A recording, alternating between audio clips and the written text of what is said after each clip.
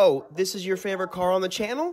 That's crazy, bro. Go win it then. And every $5 you spend gets you one chance to win this one of 368 ever made Evo 3. Click the link in the top of the description and get your entries now.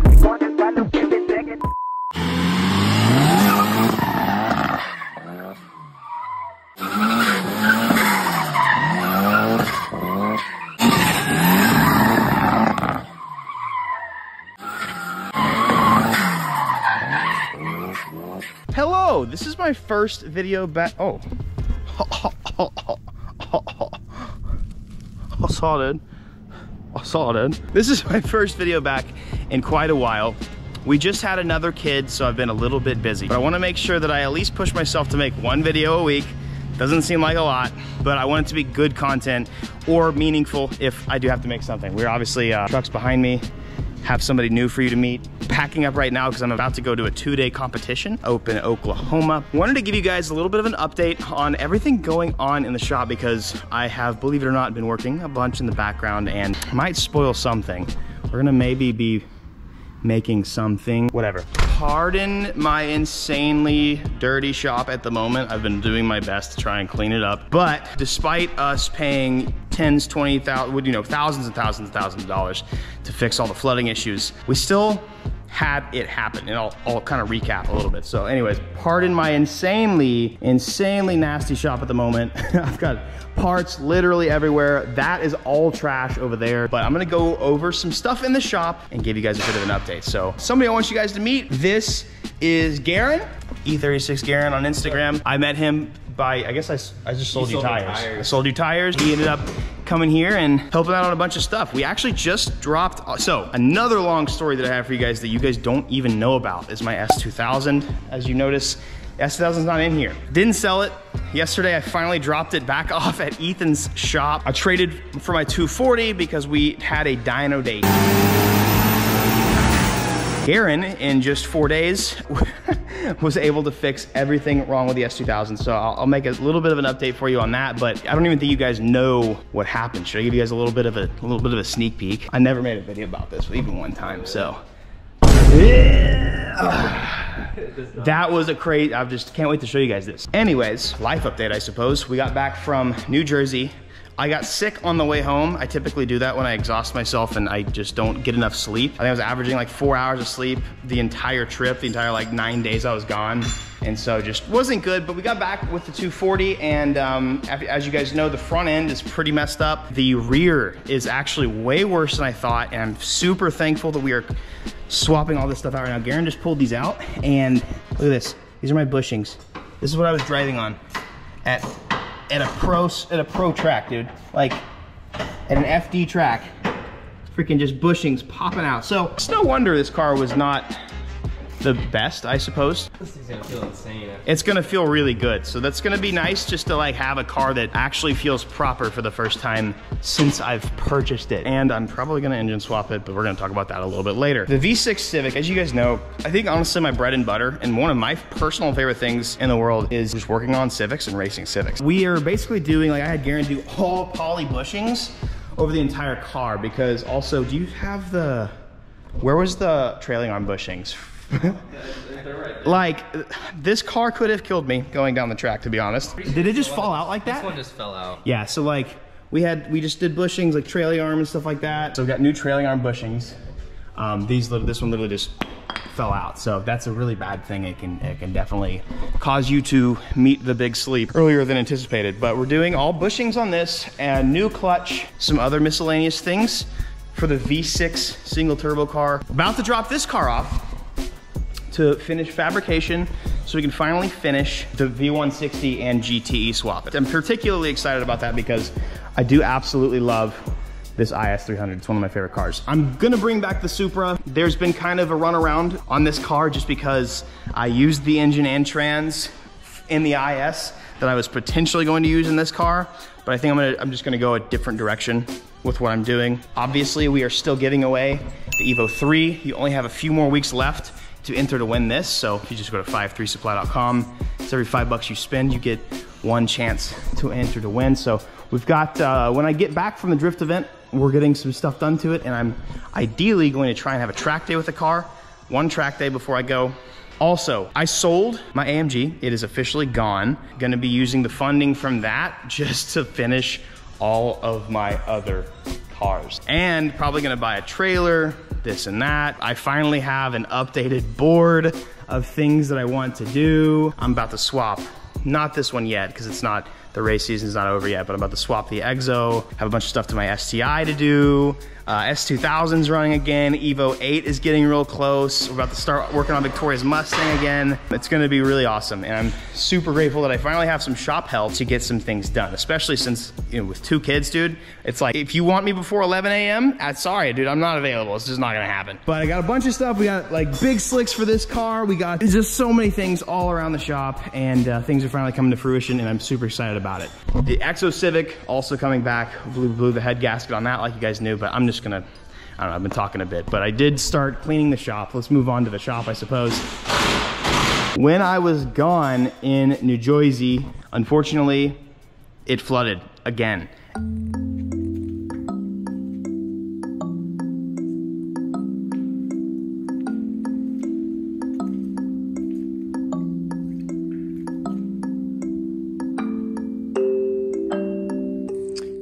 So I have cleaned up there and here, and just the standing water, and this is a 10-gallon. That is full, then I need to double. And as you can see, like, it went all the way to the door. Like, you can see that the floor is messy again, and like back here, it's like, look at this, dude. It's super frustrating. Like, because I have to clean all this, and it's like, I haven't had to, thankfully, in a while, but this is a white floor. This is a white glowing floor. It's not white or glowing anymore.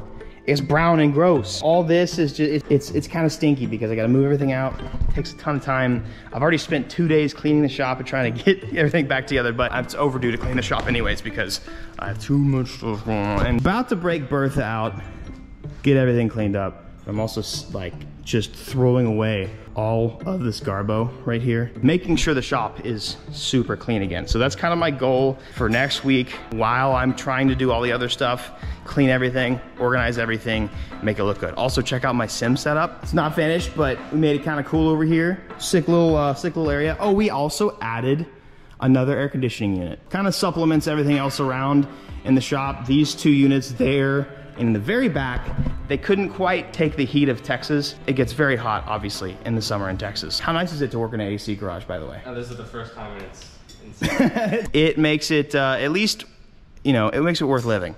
For sure. But I got a new AC unit, and I did it purposefully over the sim rig so that I could be nice and not sweaty when I am, you know, playing video games out in the shop. You guys have, I don't think you guys missed it, but we moved 5.3 back to us, so we are now in control of it again. Got the 5.3 area. I do want to talk to you guys a bit about the shop. I need something to wet my whistle. Last time we talked, I told you guys about the lawsuit, or the potential lawsuit that we had. In fact, I don't actually know if I had mentioned specifically, look at all these bushings on the ground, sorry, ADD brain. I don't know if I had specifically mentioned that we had actually pressed charges, but we did actually end up pressing charges. And so that you guys don't have to sit on the edge of your seat or anything like that, we did end up winning the lawsuit. But as you guys know from all the stories that I've told you guys and all the info that I've told you guys from the guy, the company that built the shop, he's nowhere to really be found. We've not collected a single thing, even though we won the lawsuit and he owes us for everything. He is still just going about his life and not giving a damn about us. So it's a bit of a story. We ended up winning it a while ago. Didn't feel like saying anything, but if you guys have missed any of the updates, just in case, I mean, YouTube's weird and like, it might be 3 years since the last time you saw one of my videos pop up in your feed. We ended up fixing the drainage issues. I had a company come out and do, basically I had them come out and do a really nice French drain setup all the way around the shop with an assisted water pump. This is kind of funny if you guys missed this. So this, Merritt, who originally built this place, had me buy like a $4,000 pump or something like that, which almost immediately went bad just because of a negligent install, which was super frustrating. It was a lot of money that just went literally into the drain, sucked itself back into the drain. This dude who redid our drainage ended up buying a like $300 pump from Lowe's, and it's worked better. because guess what? The dude knew what he was doing. We had him regrade this, and just because there's so much water that comes down, I do need to do a retaining wall, but it's one of those things like I need to get paid for the lawsuit to do that because that's really, really expensive. It not being able to drain properly, the shop ended up flooding again. So it's one of those things where it's like, it's super frustrating because it should just never happen after spending this much money on a shop. And I want to say that I've spent like, I feel like nearly double the money I actually had been contracted to spend with the shop. And I would recommend you guys go back and watch the first video when I mentioned having a lawsuit, because like it was really sketchy, because in contract he was supposed to give us like garage doors. I can't remember because it's been so long and there was so much stuff that he did negligent or like just didn't do at all. But like the dude just did a terrible job of building the shop, and like I feel like the dude is just not qualified to do what he said he was qualified to do. So it put us in a really crappy spot, and it's just taken days off of my life, you know, for stuff like this. So because of that, I've had to kind of take a bunch of time off, clean up the shop, get everything pulled out, this and that. I want to give you guys a brief update, I suppose, on everything, but yeah, it starts here, goes all the way around the shop. Oh yeah, there's the new AC. It's pretty good looking, yeah. Pretty spicy, it's nice. It's anti-spicy. Shouts to Mr. Cool. Oh, more mushrooms. I gotta take care of them. I don't even know how to do that. But yeah, the shop did flood again, and it was one of those super annoying things. I want to say I was just in the middle of New Jersey, or I was coming back from New Jersey, something like that. Victoria called me, she's like, hey, sorry, but the shop is completely flooded again. It's just one of those things that like, I'm just so tired of worrying about. It'd be nice to actually like, at least get some sort of reparation for like the dude screwing me over. It's crazy to me that there are legitimately people in this world that can do negligent or faulty work, ruin somebody, like I'm not gonna say ruin my life because that's exaggerative, but like actually put that much unnecessary stress and pressure on somebody else's life because of your bad work, and then just literally run from all your responsibilities and continue life. What's crazy to me is this guy is still working. He's still building shops out there. Like Merritt is still building shops for people, and like he has a lawsuit on his hands, but somehow like the dude, it's so crazy because I feel like the system is so weird and broken, because like the dude is out there. I mean, and who's to say he's not doing a decent job on some of these other sites that have no criteria like this to meet? But it's so crazy to me that this dude is still out there building people's shops and making tons of money, yet could have come here, fixed and left it alone. But no, instead he runs, you know, he just runs from his responsibilities, loses a lawsuit, still cannot be contacted, still doesn't pay anything, and still just mind his own business like nothing ever happened. So it's just like, it's those types of people that I just kind of like, eventually I know they, you know, you burn if you're like that. Like you do not, you might make a good buck, but like eventually you're gonna burn, you know. It's just, it's crazy. So that's been my life for 3 years now, which has been crazy. The first time it ever actually, like the real legit flooding, unbelievable to think about, but the real legit flooding was 2 years ago. And so for 2 years specifically, I have been chasing, just constantly cleaning the shop. Every time it has a decent rainfall, I have to make sure everything is like perfect. It's just been a lot. And it's one of those things that I want to say too, it's like, I know a lot of people will say like, well, you got to make sure you maintain this and this and this. And it's like, okay, you don't have to prep your house for every single time it rains, right? And so, hi Gabby. And so why do I have to prep my shop? Because this is an extension of my house. If this was my home, like if, let's say like I built a barn dominium and it was right here, my barn dominium flooding all the time would be absolutely terrible. And like, you would think like, oh yeah, absolutely, sue him, win, get this and that. But it's like, even if you sue him, you're not even gonna get anything in return. It's crazy how all this stuff works. And it's like, I think the biggest thing that I wish is he would just like take responsibility for it, help us figure it out so we don't have to worry about it anymore. So anyways, 3 years later, I am still worrying about the shop, dealing with the shop, and taking care of it one step at a time. Turns out it's very expensive to fix somebody else's mistakes that they refuse to fix for you.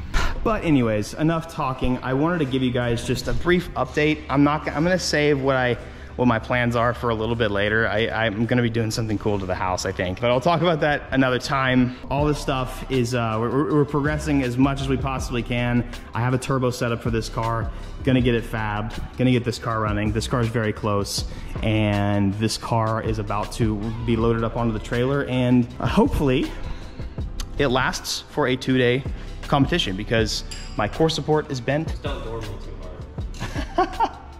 I will not door you too hard. And honestly, actually, at this point, I don't got nothing to lose. So I just door everybody as hard as possible. And then My frame's already over, so. if I just break it more, I break it more. But yeah, I'm gonna do another comp here in Oklahoma. So I always love it because I meet a bunch of you guys there. I've met a bunch of Oklahoma drift community and you guys are super cool.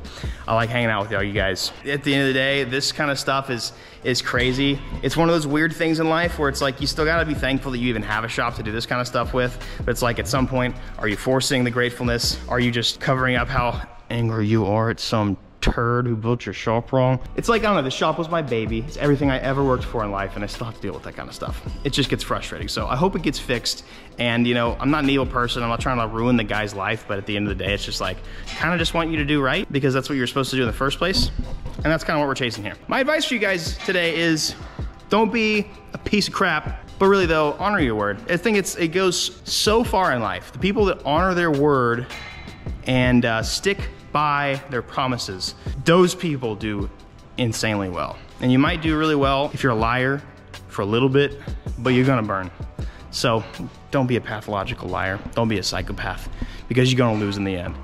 I'll catch you guys later. Again, make sure you guys, if you guys do want to support us or support the channel, we got a bunch of merch for you guys. You guys can win the Evo 3, one of 368 ever made, and it could go to one of you. We're about to do a couple things to it. Actually, I'm about to do an oil change, fluid flush, all that kind of stuff to get it nice, ready for the track, ready for you guys. So make sure you guys go to 5fishsupply.com, grab your entries there. Thank you guys for listening to me vent on my update. I haven't talked to a camera in it seems like about a month, so I have a lot to say. I could go longer, but I'm not going to because I'm gonna save your ears. I need to get a sponsorship by these guys because I be drinking them all the time. And I do be having kids now. Actually, energy drink companies, you need to find people with kids to sponsor, not these dudes that sleep until 12. I need it. Have an amazing day. I'll see you guys next video. Peace.